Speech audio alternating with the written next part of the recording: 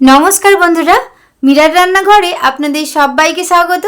জন্মাষ্টমীর স্পেশালে আজ বানিয়েছি তালের কেক রেসিপি। নরম তুলতুলে হয়, দারুণ খেতে হয়, আর এটা আপনারা একবার দেখলেই বানিয়ে নিতে পারবেন। চলুন তাহলে পুরো রেসিপিটি দেখার জন্য অনুরোধ রইল। এখানে একটা বোল নিয়েছি, বোলের মধ্যে নিয়ে নেব 1 বাটি তালের পাল্প, আর তালের পাল্পটা আমি ভালো করে ছেঁকে নিয়েছি। এবার এর মধ্যে দিয়ে দেবো নারকেল কোড়া, দিয়ে দেবো চিনি, হাফ বাটি থেকে একটু কম দিচ্ছি, আপনারা পরিমাণটা বাড়িয়ে নিতে পারেন। তারপর এটাকে ভালো করে ফেটিয়ে নেব যতক্ষণ পর্যন্ত চিনিটা না গলে আসছে। পুরো রেসিপিটি আপনারা দেখতে থাকুন। রেসিপিটা বানানো একদমই সহজ, একবার দেখলেই বানিয়ে নিতে পারবেন, আর খেতে দারুণ হয়। চিনিটা এখানে গলে গেছে। এবার এর মধ্যে দিয়ে দেবো শুকনো চালের গুঁড়ি হাফ বাটি, আর হাফ বাটি দেবো ময়দা, আর দিয়ে দেবো এর স্বাদ বাড়ানোর জন্য 2 চামচ গুঁড়ো দুধ দিলাম, হাফ চামচ বেকিং পাউডার, তার হাফ দিলাম বেকিং সোডা দিলাম, অল্প একটু লবণ দিলাম। এবার সব কিছু উপকরণগুলোকে ভালো করে মিশিয়ে নিচ্ছি।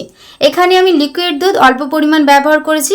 ব্যাটারটা যেহেতু বেশ কিছুটা ঘনই হবে, কেকের ব্যাটারের মতো অতটা পাতলা হবে না, একটু ঘন হবে, আর ভালো করে একটু সময় ধরে ফেটিয়ে নিতে হবে।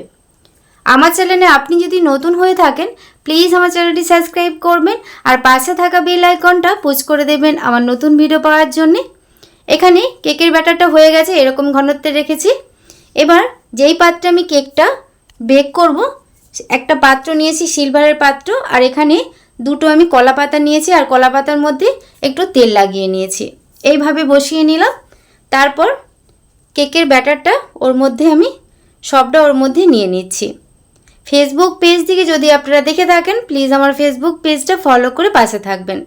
একটু হালকা হাতে ট্যাপ করে নেওয়ার পর গরম কড়াইয়ের মধ্যে একটা স্ট্যান্ড দিয়েছি, ওর মধ্যে সাবধানে বাটিটা বসিয়ে দিলাম। এবার লো ফ্লেমে কেকটা আমি হতে দেবো 25 মিনিটের মতো। 25 মিনিট পর চাপা খুলে দিয়েছি।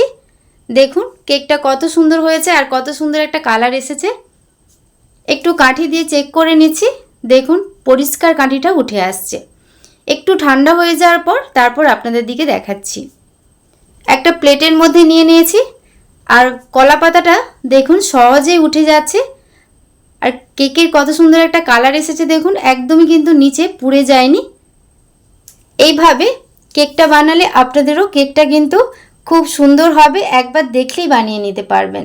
এতটাই সুস্বাদু হয় আর নরম তুলতুলে হয়। আজকের এই রেসিপিটি আপনাদের কেমন লাগলো অবশ্যই কমেন্ট করে জানাবেন। রেসিপিটি ভালো লেগে থাকলে প্লিজ একটি লাইক, কমেন্ট, শেয়ার করবেন। এক টুকরো আমি কেটে দেখাচ্ছি কতটা নরম হয়েছে আর কতটা জালিদার হয়েছে, ভেতরটা দেখেই বুঝতে পারছেন। খেতে দারুণ স্বাদের হয়। আপনারা এই জন্মাষ্টমীতে বানাতে পারেন, বা যে কোনো সময়ে, এখন তো তালের সিজন, যে কোনো সময়ে বানিয়ে নিতে পারেন। চলুন তাহলে আজকের মতো রেসিপিটি এ পর্যন্তই। সবাই খুব ভালো থাকবেন, সুস্থ থাকবেন, সাবধানে থাকবেন। ধন্যবাদ।